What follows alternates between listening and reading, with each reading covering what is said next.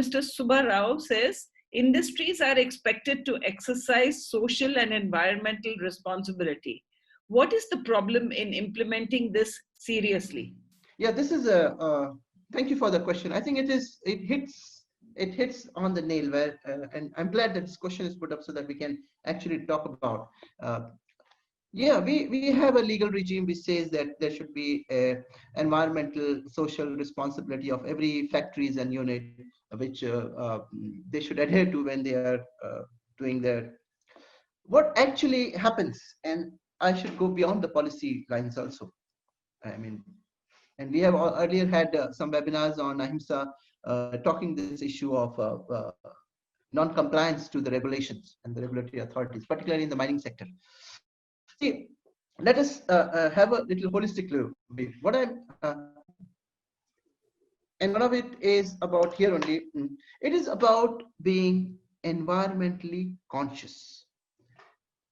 The whole problem here is about being environmentally conscious. When I say that, what basically is the people who are at the helm to implement this thing, people who are at the helm to implement this, if they're environmentally conscious, they will find ways to implement it. If that is not be the case, it will just be somewhere in the paper, this legal provision. And therefore, the problem about implementation, which we always and time and again come across, why we fail in implementation of the legal regimes is because of this. The lack of or absence of the environmental consciousness among individuals. That I feel is, we can talk about the legal provisions there, they should be hauled up to court, blah, blah, this is there. But at the core, it is, as human beings, if we know that these are the do's and don'ts, well, go and do it, man. What's there? So I think I may not be, I don't know how to bigly address your bigger issue, but at the core is about the environmental sense, the sense of responsibility which I should have in the environment. That is missing. Yeah. Okay. Thank you. Yeah, thank you. There's another question from Mr. Ramchandranji, and he says, our strange culture, we offer prayers to the river as mother goddess, but at the same time, we let every possible waste into it. Even pure waters in high Himalayas like in Rishikesh is not spared. See, ma'am, I mean, this question which he is put up is a very, in fact, I had some slides on that earlier, but I have not put it because this is such a sensitive matter in this part, And I've not been to many, but wherever I can just tell you, 3-4 rivers I have seen in the last 2 years. And I'll mention last year when I was in Europe for my training trip. So the river which passes through that Amsterdam city right in the middle. Then there is a river which passes through Singapore right in the middle. Okay, a river in Bhutan. If you go to Paro airport and just scare out a river, and I can tell you, I'm telling these examples of rivers, and this Paro river, which river in Paro, they're pristine waters. You can, when the river flows, you can actually hear the cluck, cluck, cluck, and see the pebbles of the river bed. Those are rivers. And as you said, this is a strange culture. I don't want to say much, but here we revere, we worship, we call whatever. But look at it. And when the survey was done about the top polluted rivers of the world, and who tops it? Our very Reverend Ganga River. If you just Google anybody there, the most polluted river in the world is Ganges. And number 2 is Yamuna. I don't know, the 3 maybe. What does it indicate? What does it indicate? We have, when we talked about this wounding of and the pollution of the rivers, we don't need to worship a river to keep it clean. In the name of culture and tradition, we can't throw trash in the river. We can't dump everything in the river and then say, if I have just burnt some incense there and did my namaste, everything is okay. I think we need to move beyond. We can learn from other places where rivers are pristine, They needn't worship river and throw a garland there, but they'll keep it clean. I think it's about culture. Mm. I think anybody can take this and take it further. This link, what I said, it is culture. That's true. Yes, ma'am. Okay. Subbarao also adds that the Amazon, such a huge forest area, is also not spared. And Ramchandranji says a city in AP is also poisoned seriously. Okay. There's another question from Mr. Bharati, which he said, what is the UN Yeah, Charter on yeah. saving Amazon forest, which is supposed to be the savior of the planet Earth as such?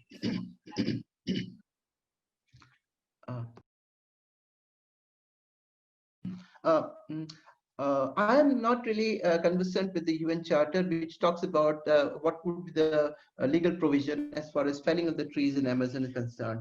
But generally, what you see, there is always which are endangered areas.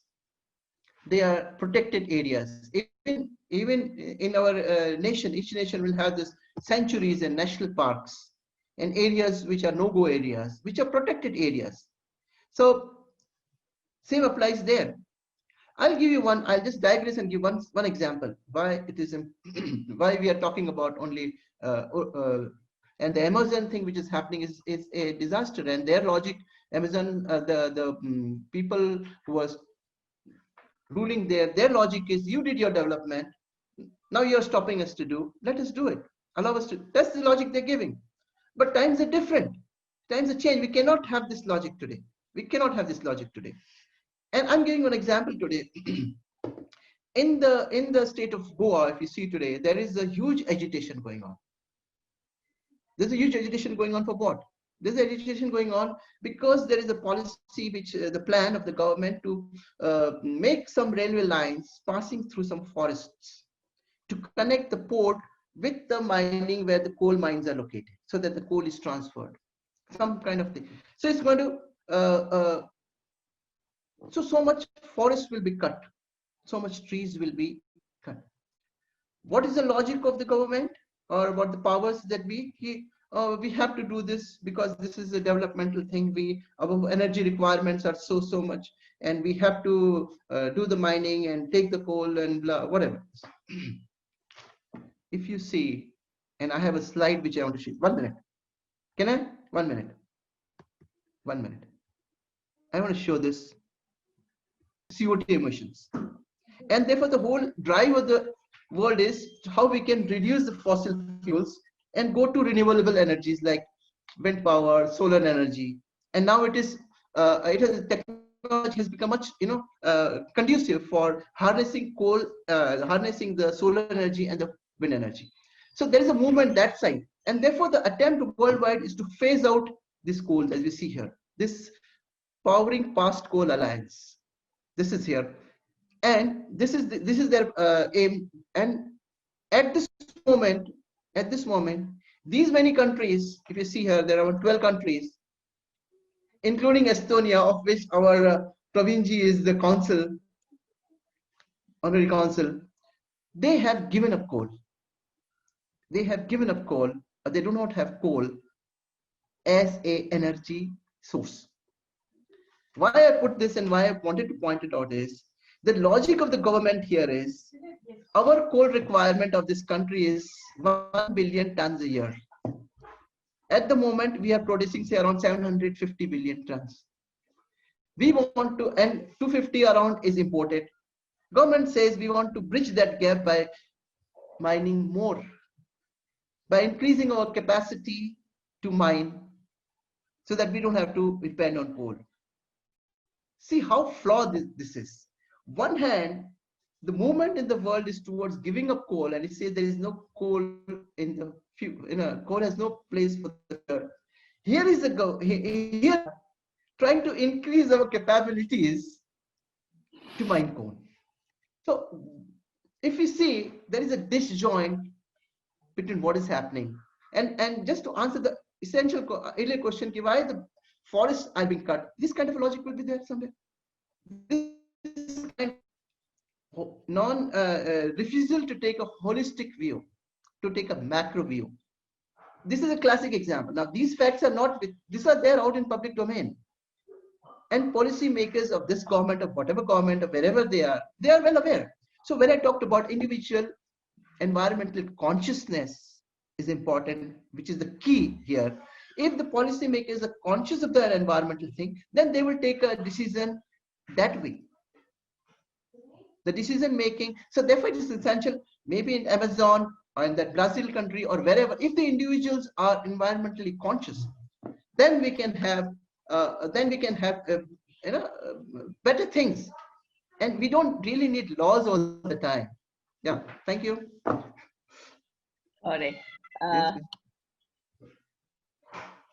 Okay. There are quite a few questions. I'm not sure we can do all of them, but anyway, Dominic Lepcha says, well put up, Mr. Harsh. Hope we can educate such things into minds of the young minds so that they don't walk on our path and commit the same mistakes we've committed. Right.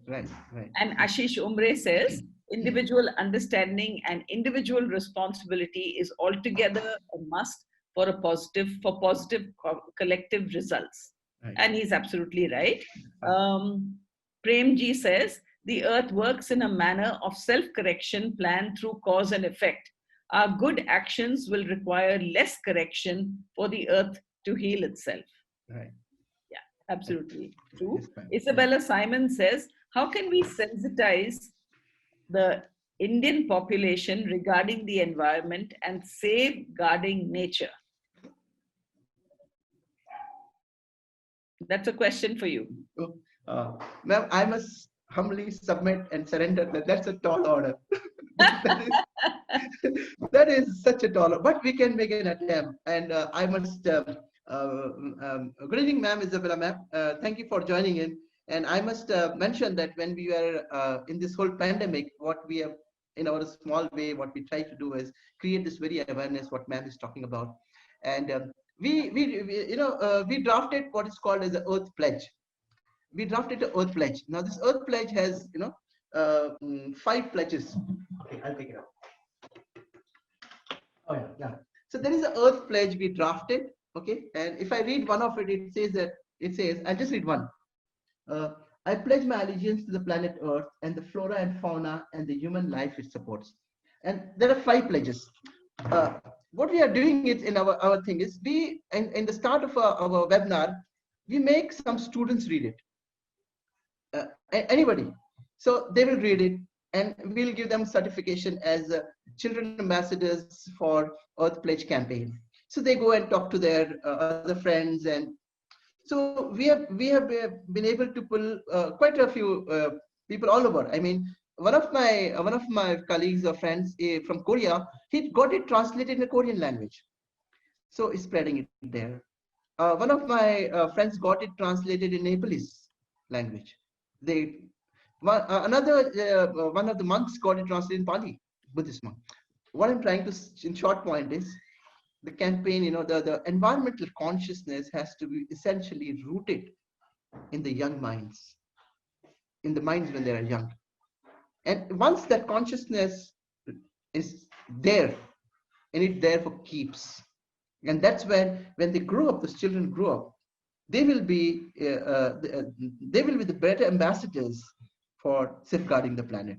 The people who are grown up, they can guide them, and they can take inspiration from the children, I think. Otherwise, I mean, I do not know how best somebody else can answer this question, how we can take this environmental consciousness further. I mean, I see that Krishnapani Sahab is there, or somebody can. Please. Yeah, it's a tall order, but yes, I think, we have to do something about it. But there are a few other comments, and then, I think there's one question that came up.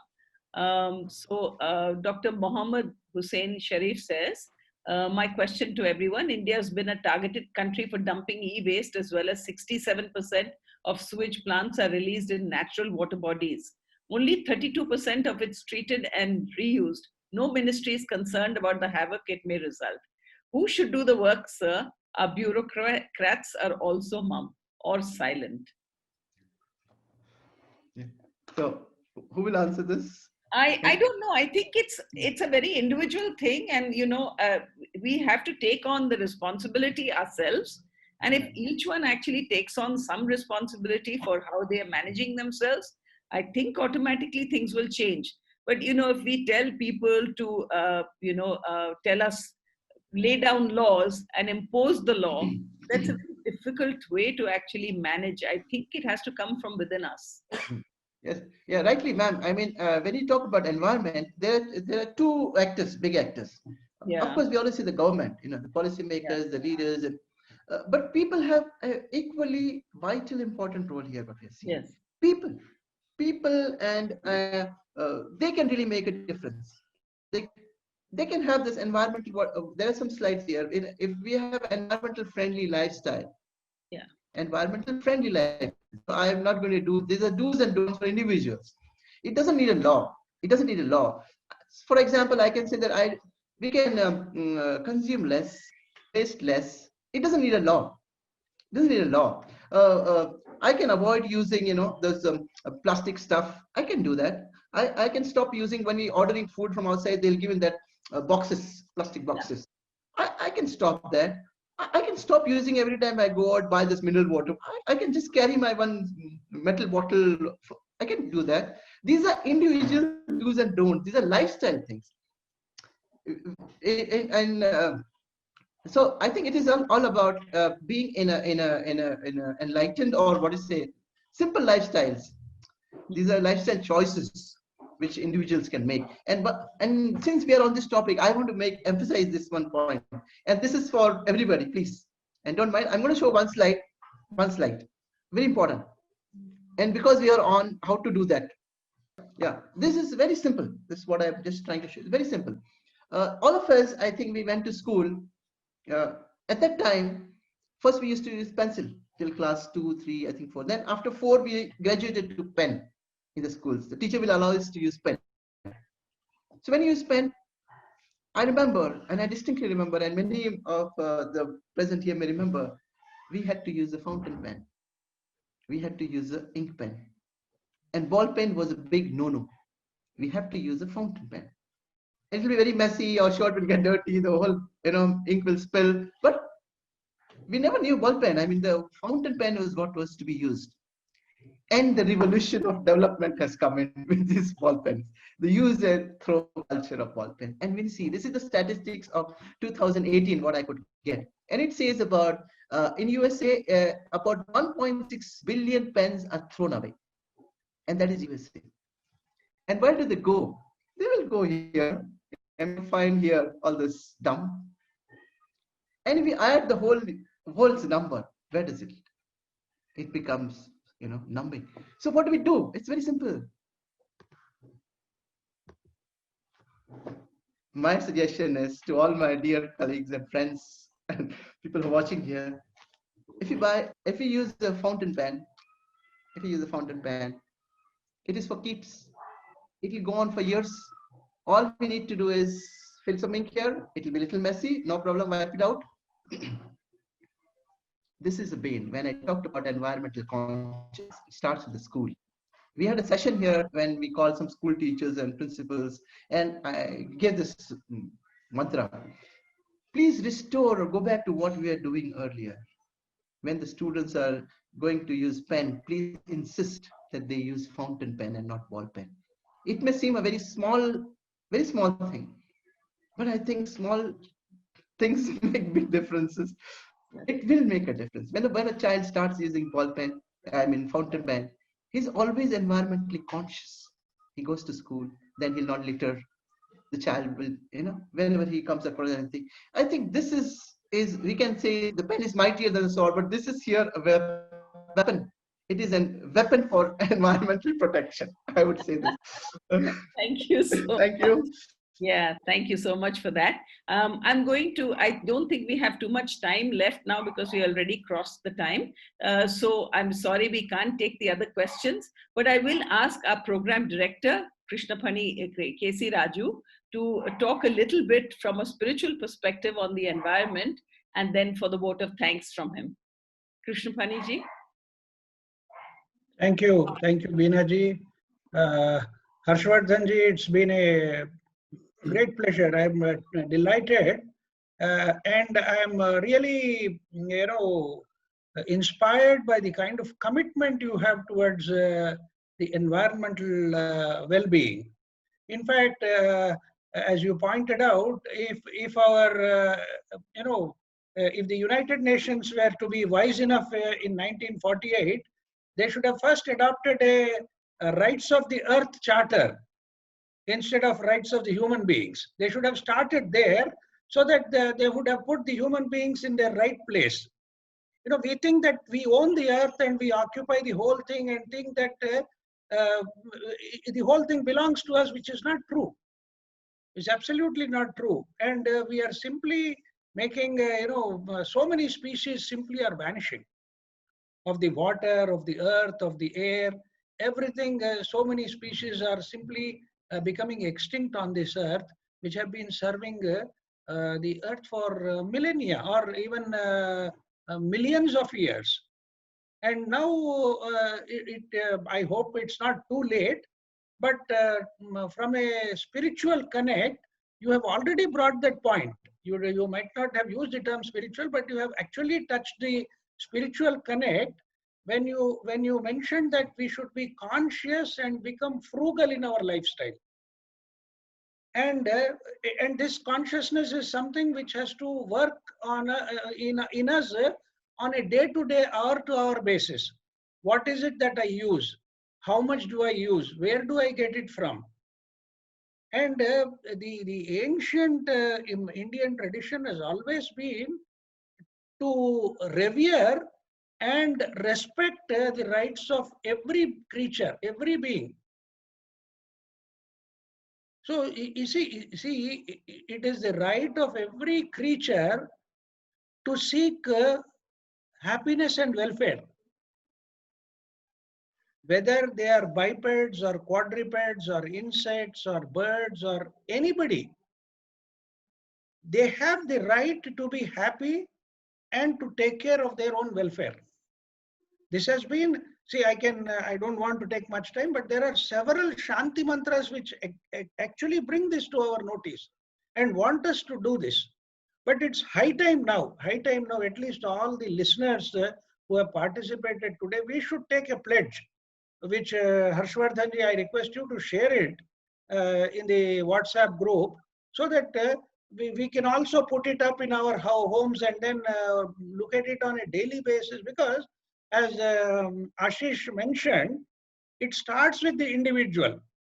I cannot expect anybody else to do it without myself doing it and then being serious about it. It's only the individual. It is I who should be responsible for myself and all the world. I should be responsible not only for myself, but that's a good starting point, and that's where we need to do it.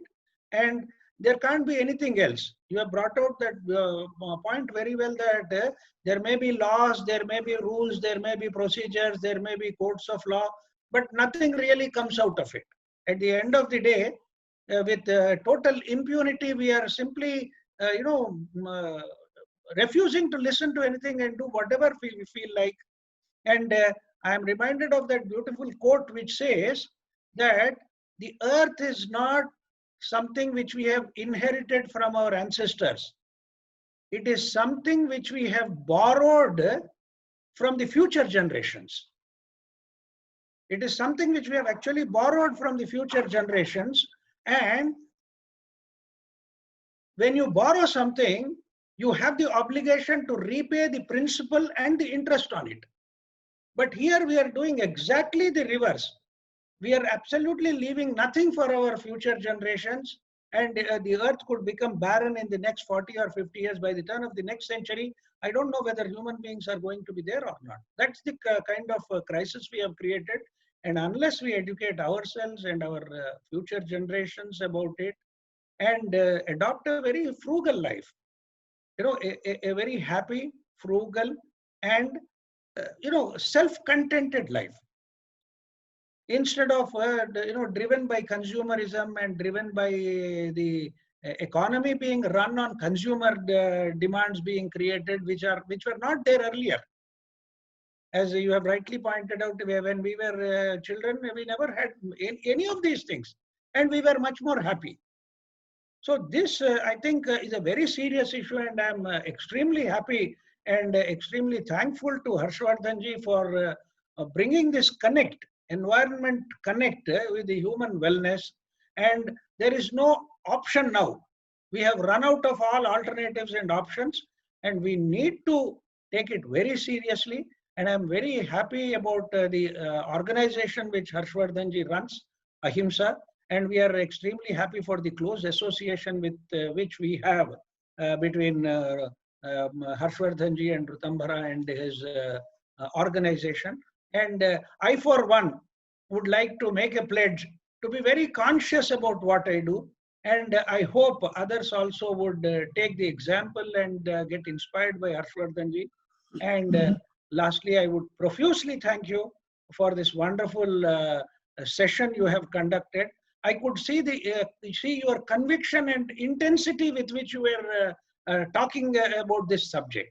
That itself shows the honesty and the the commitment to it. It's not a mere some kind of a conference, talk in a conference or talking generally. Those things will let us leave to the others. But I could see that commitment in your presentation, and I am extremely happy for it. And I can say for myself that it's a great inspiration, and I would pledge myself to adopt to the maximum extent possible a lifestyle which is going to revive the earth, not for the sake of the earth, for our own sake. As somebody said, it is hubris to think that we have to protect environment, we have to protect the earth. The earth knows how to protect itself. A time may come that earth may decide that all human beings are useless, and then simply the species will vanish. So earth knows how to protect itself. It is we who should know how to protect ourselves and the future generations if we are serious about it. Thank you so much, Harshvardhanji, once again, on behalf of Rtambhara Wellness, for the wonderful session you have conducted. Thank you so much. Thank you so much, Harshji. Really wonderful session. And thank you to all our participants for your valuable presence this evening. Please join us for 2 upcoming programs. On Sunday, 13th December, we have a yoga program by Umesh Dagatji starting at 7 a.m. It's based on boosting your immunity. And then on Friday, we have a very, very special program, 18th of December, by Mr. Jeff Genung on a contemplative life. And he's in conversation with our very own program director, Sri Krishnapani Keshiraj. So please join us for that on next Friday. Details will be posted on the WhatsApp group. Please block your dates for the upcoming webinars.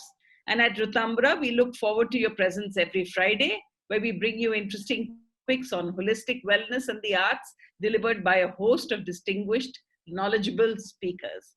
Thank you again for your presence and participation today from all of us at Rtambhara. Namaste. Thank you. Namaskar. Thank you.